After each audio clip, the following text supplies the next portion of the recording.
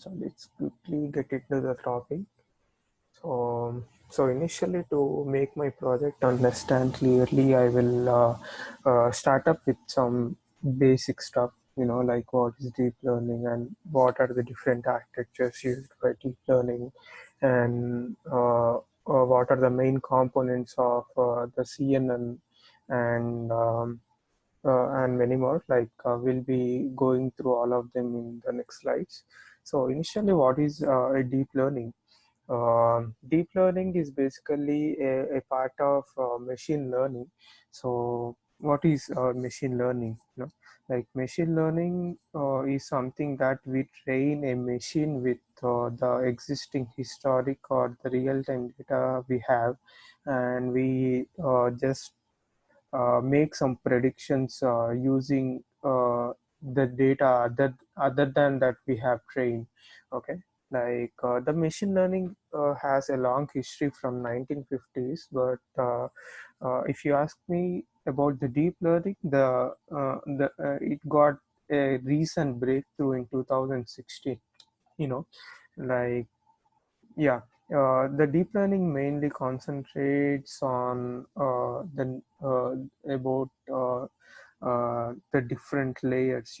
Like it has input layer, it has hidden layers, and it has output layers. So the main intention of the complete layers, the nodes and its connections is to mimic human brain and pass the signals from one node to another node, making a correct predictions of for the input that we are giving from the other end. Okay, so basically these are artificial neural networks that the nodes here are the perceptrons that we have.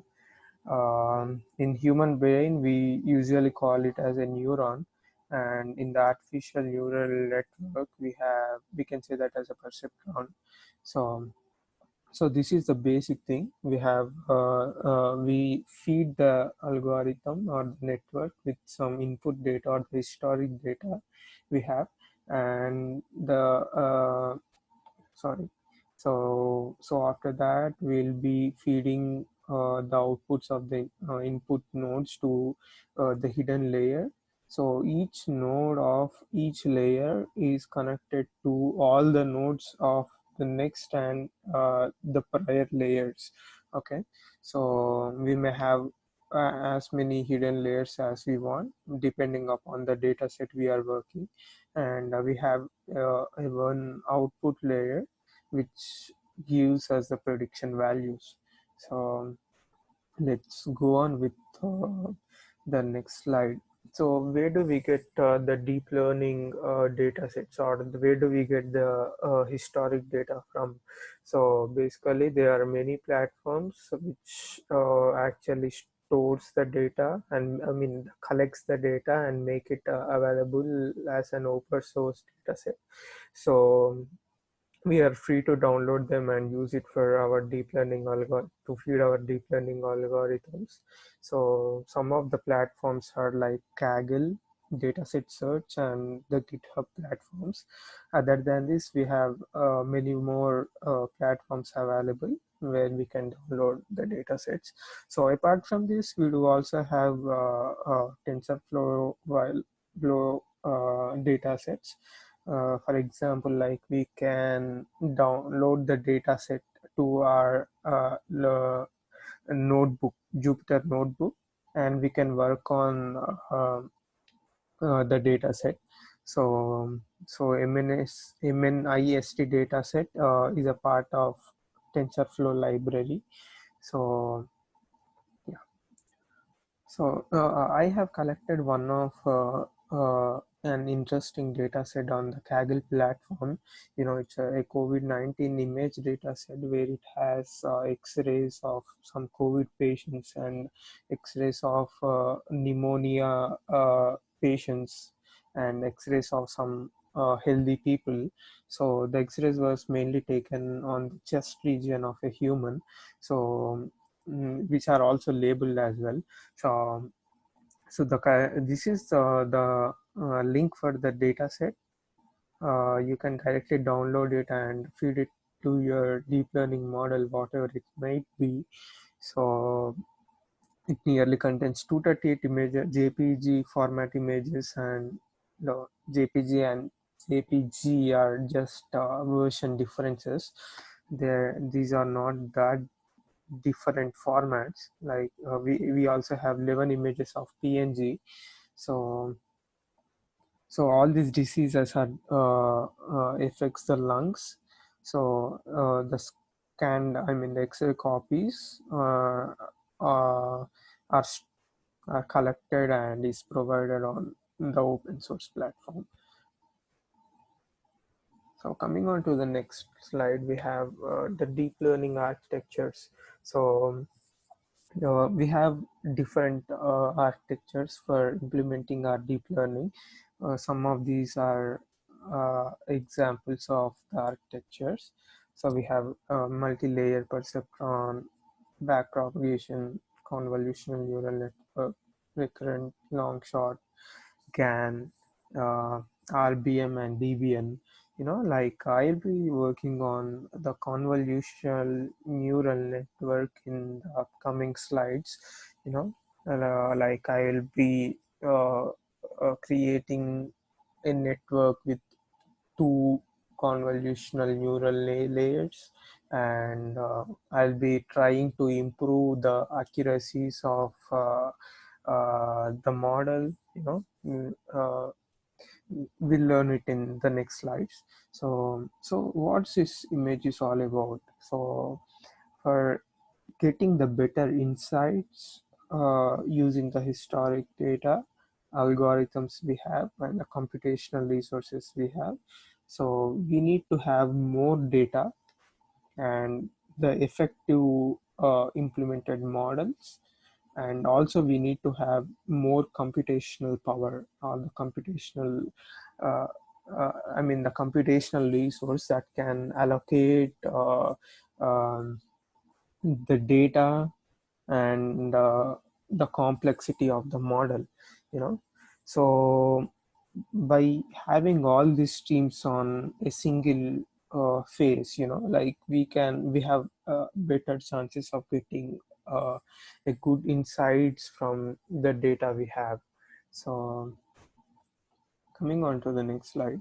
So basically, as we have discussed, a convolutional neural network is one of the architecture of deep learning, right? So what does it do basically? So like it takes the image as input, and it just tries to classify the objects that are present in the image. Like for example, if example, consider I have trained, so this is a convolutional neural network, and these are the output predictions that we got, and this is the input that we are feeding. So assume that this particular model has been trained before with some set of images, right? So after that, I just try to test the model with this particular image, and I'm just collecting these outputs after effective predictions. When I just try to test the model with this particular image, I got nearly the model predicted both. There is a both object in that particular image with 0.94%. So so in general, if we can say, there is a boat in that image. So yeah, that works pretty well, right? So this is how basically we use the convolutional neural network. We just try to train the model with a set of images that we have, and we just try to again test the model with some set of images again to just classify the objects in that particular image. So this particular model is being used in many streams, like powering the vision in robots and self-driving cars. you know and coming on to the next slide. So this is the model that I have built. uh, So if you consider here, this is the input image. So this is a convolutional neural layer. So basically the convolutional neural layer is the first layer to extract features from input image, and it also preserves the relation between the pixels by learning image features using small squares of input data. So so as we have given the convolutional neural layer, and we also do have we also do have a ReLU as the activation function. So what is a ReLU? ReLU basically stands for the rectified linear unit for a non-linear operation, you know. So we also have some other non-linear functions such as tanh or sigmoid, but most of the data scientists or the most of the organizations use ReLU as its ReLU is used in the most cases, you know. So so that's the reason I used ReLU. Okay, so next we have first pooling layer, right? The um, pooling layer generally pooling layer sections would generally reduce the number of parameters when the images are too large. So it is generally used for parameter reducing. And we have the next layer as a convolutional layer 2, and we have again the pooling layer 2. So after that, what we have is the flattening layer, right? This is a flattened layer. So flattened layer will convert our output from the pooling layer into a kind of into a vector, and feed it to the fully connected layer, you know. So the output data from the pooling layer is fed into the flattening layer, which will in turn converts the output into the vector and will feed it to as an input to the fully connected layer. So we may have uh, as many fully connected layers as we want, and then after we have a dropout layer. So what is a dropout layer? A dropout layer basically offers a very computationally cheap and remarkably effective regularization method to reduce overfitting and improve generalization error in deep neural networks of all kinds. So basically, what is overfitting of data? So large neural networks trained on relatively small data sets can overfit the training data, right? So this has the effect of the model learning the statistical noise in the training data, which results in poor performance when the model is evaluated on a new set of data. So basically, a dropout is a regularization method that approximates the training large number of neural networks with different architectures in parallel. So coming on to the next layer. This is not a layer, basically this is a kind of mm, method or a module that we implement.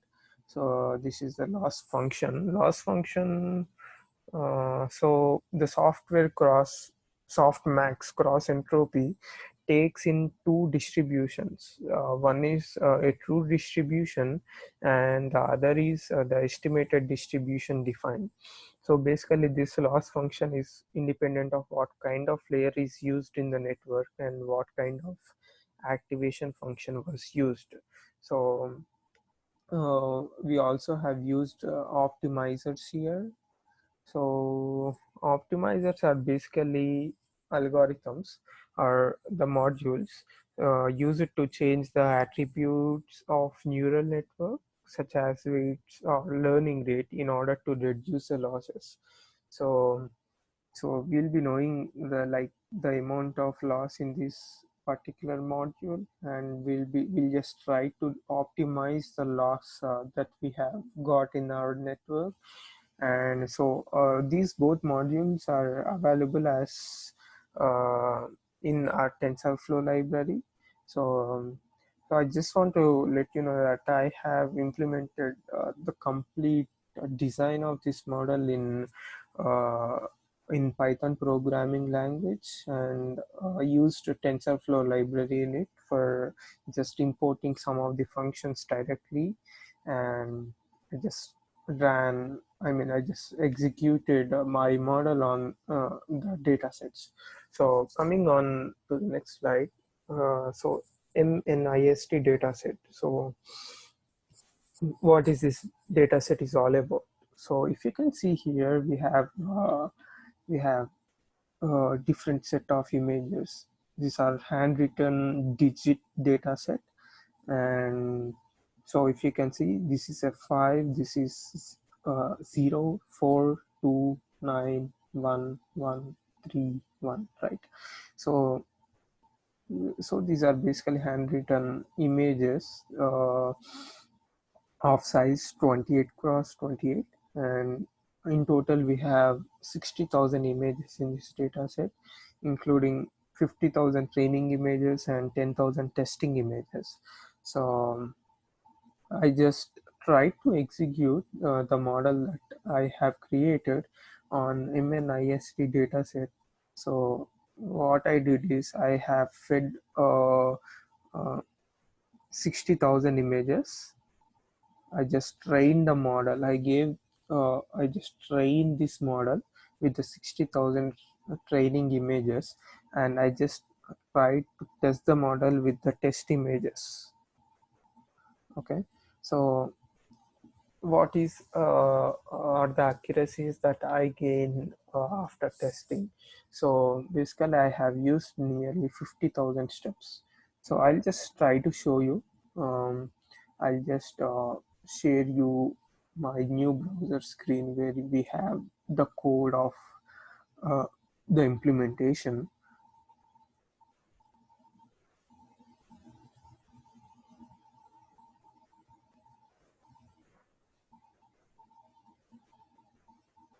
So if you can see here,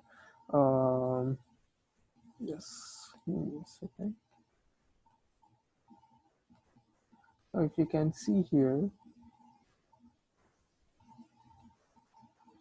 we have trained our model with 50,000 steps, and we are trying to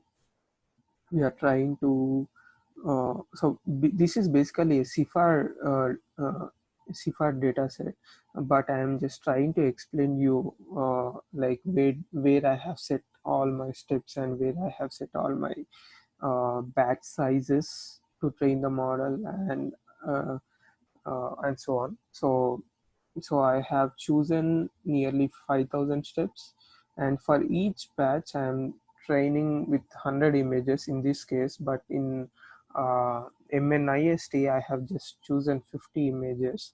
So for every 100th step, you know, like for every 100th step of 5,000 steps, I just try to test the model with some set of images. Okay, so the accuracy I gained, I'll just get back to my presentation. So the accuracy I gained was nearly 99.16%, you know.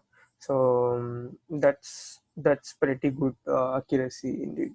So coming on to the next slide, we have CIFAR dataset. So CIFAR dataset is basically consists of images of plane, car, bird, cat, and so on. These are, if you can observe, these are basically colored set of images. We have nearly 50,000 images, which includes 45,000 of training images and just 5,000 test images. So just trying to make few things clear.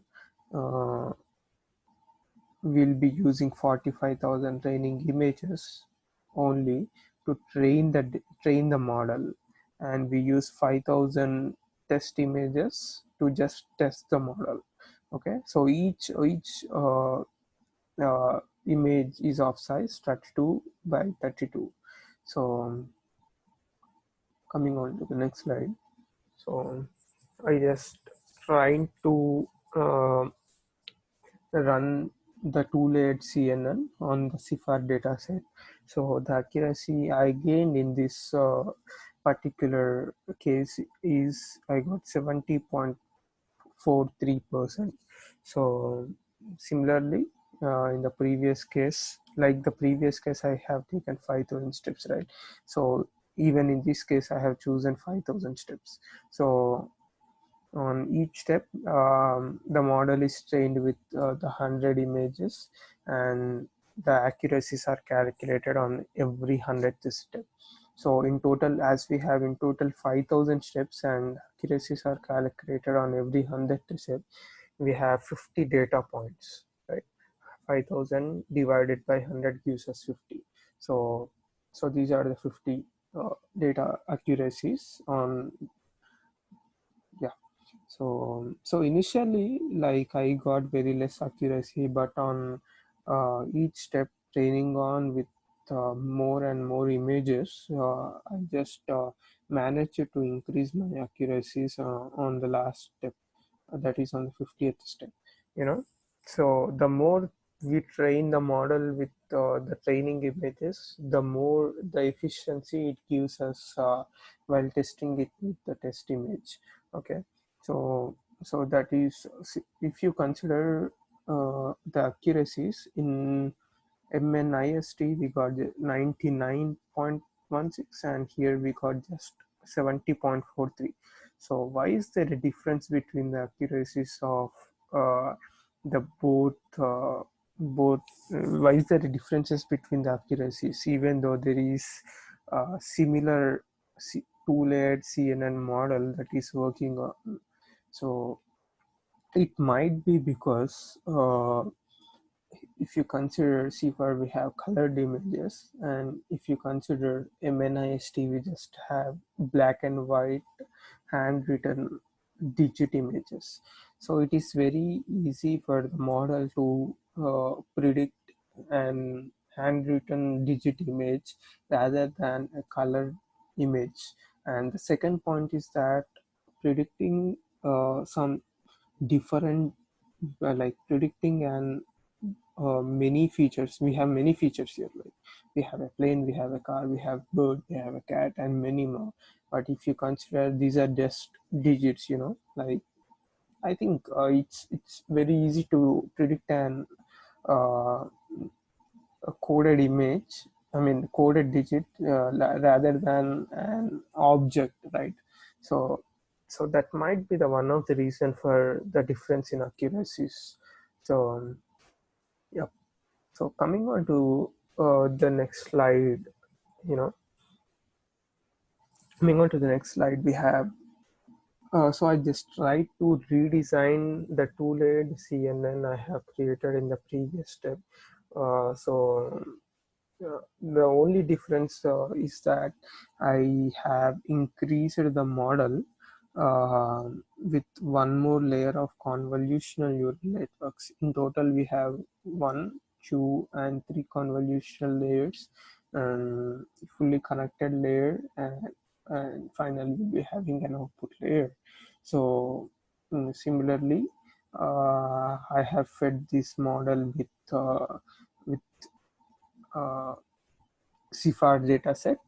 CIFAR trained this model with the CIFAR dataset, and I tried to test it with some set of CIFAR test images. So I also made few more changes to just try to in the process of increasing the accuracy. So so this is the proposed system and the results I got. So in the previous I have 5,000 steps, and number of CNN layers are just 2, and the number of training images in each step is 100, and the final accuracy I gained was just 70.43.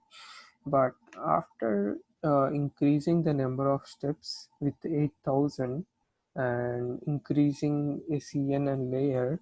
And so I didn't change the number of training images in each step. So,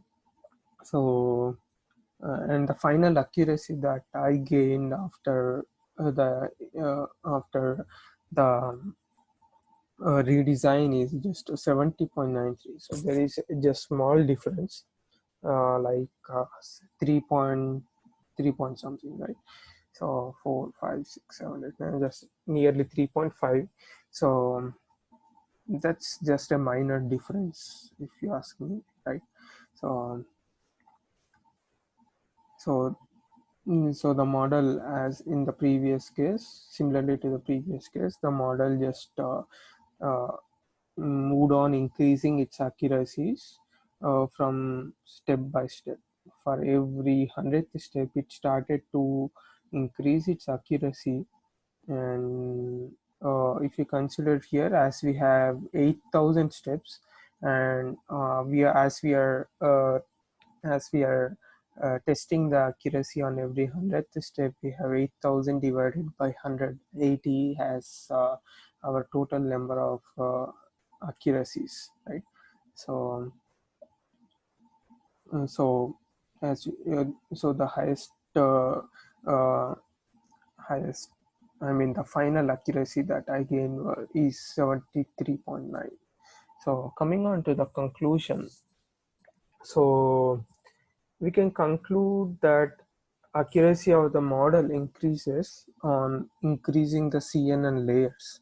So that completely depends on the data we have considered, and also we can increase the model's accuracy with certain level of hyper tuning the model. So sometimes even after increasing the convolutional neural networks layers, and also by hyper tuning the parameters of the model to the larger extent, we might not see uh, any difference in the accuracies, so what I would like to say is it completely depends on the data we are working on. So yeah, that's it. I'm done with my presentation. Yeah, thank you.